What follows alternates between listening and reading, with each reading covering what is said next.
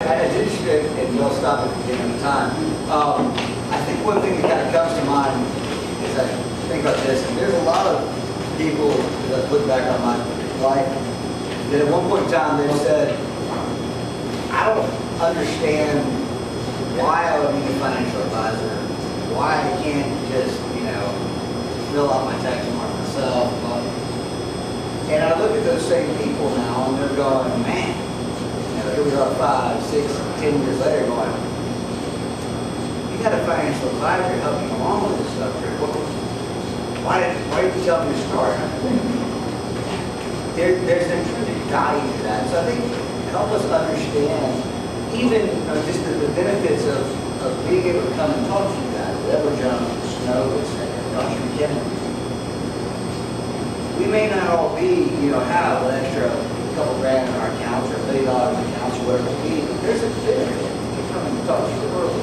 Explain what that would be and how you can help start, kind of jumpstart the process for maybe a younger individual or even an older individual who may not have had everything coming up.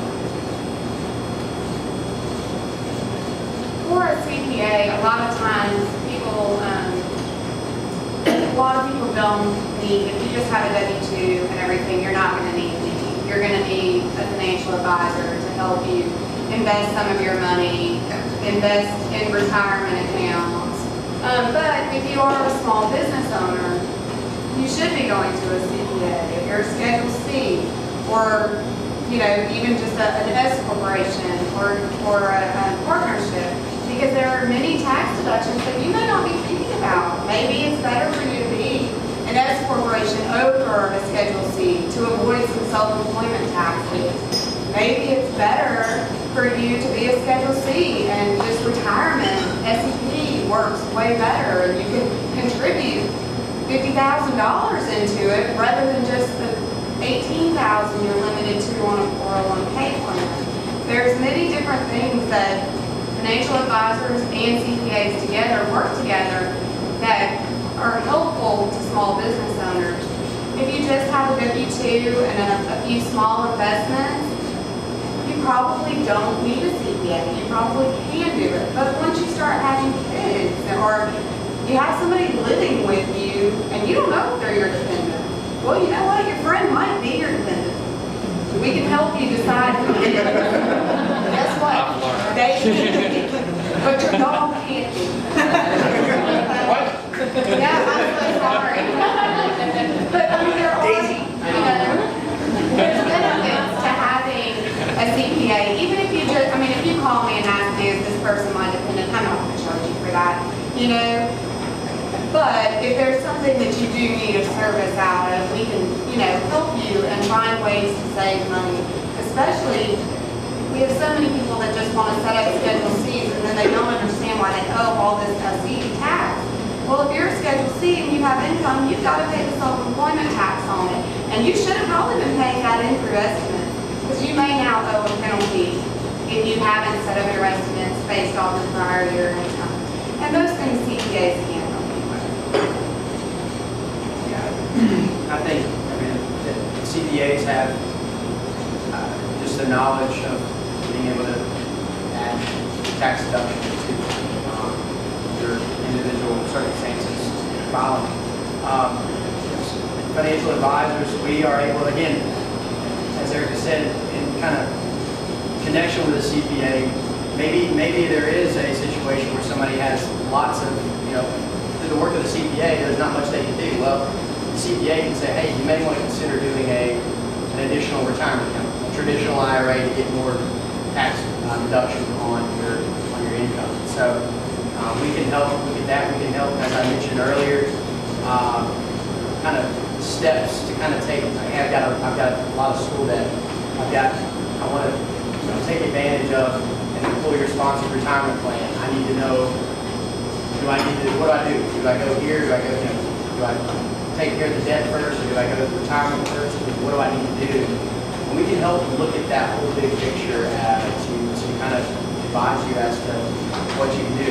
Like Ish, we don't charge for consultations. There's not an hourly rate or anything like that. So we sit down and talk to people all the time about that kind of stuff. So we even if you consider other options. I think you mentioned a traditional IRA, consider Roth IRAs, and the tax benefit to those. There's a lot of value in sitting down with somebody like us when you first kind of start off. Maintain that relationship because you don't know when something's going to come up. You could inherit money somehow, incur a big debt, or whatever the case may be. Being able to pick the phone up and call your guy and get their take on it is pretty valuable. No, I think you're right. One of the things that has occurred in the last couple of years with my clients is that they've gotten to a level of trust where they want my opinion about paying off their house or refinancing, or they want to know, do I need to buy a new car or a used car? Well, some of that I can get into, but some of that I can't. And I'll steer them in a direction. I'll have them call asking me about a real estate agent, or somebody who can help. Chris helped me with one of my best clients here last year. Got her started in her business. Fabulous location. And Painting with a twist, but check it out. yeah, What is it? Painting with a twist. It's up in Main Street Village. It's blast. I didn't want to get involved in painting. My wife, we went, and I just sat there. No, I just didn't want to paint. I just wanted to watch everybody do it.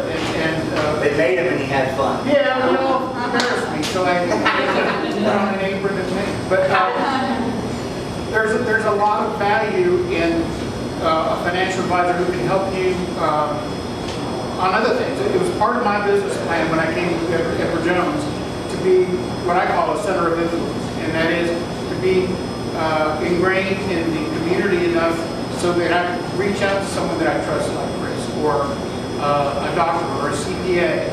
And I work with about 5 or 6 different CPAs, and they add so much value to what my clients get that they'll go to a CPA and for real that they've never heard of a personal financial statement.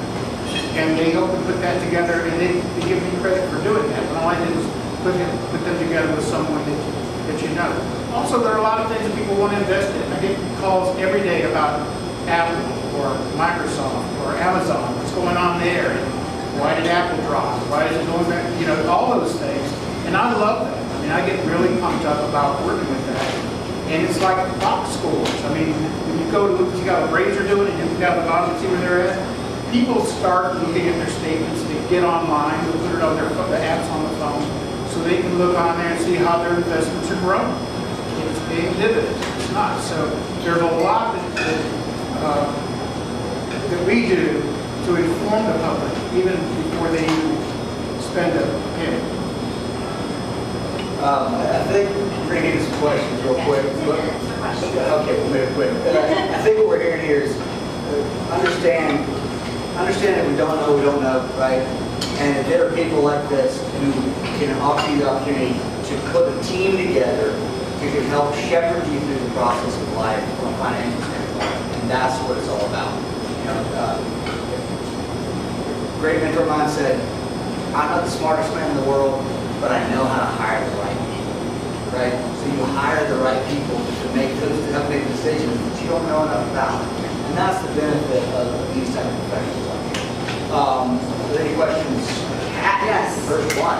So, I think that the level that you guys are talking about might be a little past where a lot of us are in this room. In that, when you're making enough money to pay your mortgage, to put food on the table, to keep the lights on, but you don't have a whole lot left over to put into savings, to put into retirement, to do all of these things that you'd like to be able to do. So how does a really young professional, a maybe 23-year-old person just graduated college, how do we prioritize managing those day-to-day expenses when we don't feel like we've got anything left over at the end of the month to put towards some of these, building these future dreams?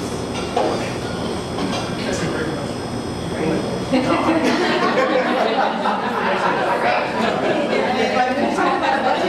There's only so much money in the budget, Well, I mean, with retirement, go ahead and sign up for your employer's 401k plan and put something back in them you don't have it to spend. So, you'd be amazed at what you can but in reality, you went out to eat for lunch every day last week. Well, you know what? You could have brought a lean cuisine too. And, or at least 2 days of that week, you could have brought a lean cuisine. You didn't have to go out and eat every day, and then that $15 would have gone to your retirement account. And while it doesn't look like anything now, in 30 years, it will grow. Now, not at $15 a pop. Eventually, you'll be making more money, and you can put in $1,000 a month or so into your retirement account. You will. It just takes time to get there. But any amount that you can save up is better. You don't have to go on the most expensive vacation. You do need to enjoy life, and you need to be comfortable. But you also don't have to have a Lexus, and you don't have to have, you don't have to go to the movies all the time. I mean, a movie can be $50. You know, that $50, you could have rented from the Red Box, pop a bag of popcorn, sack your pajamas at home, and put $45 towards your retirement. I think it's very important to take advantage, regardless of where you are.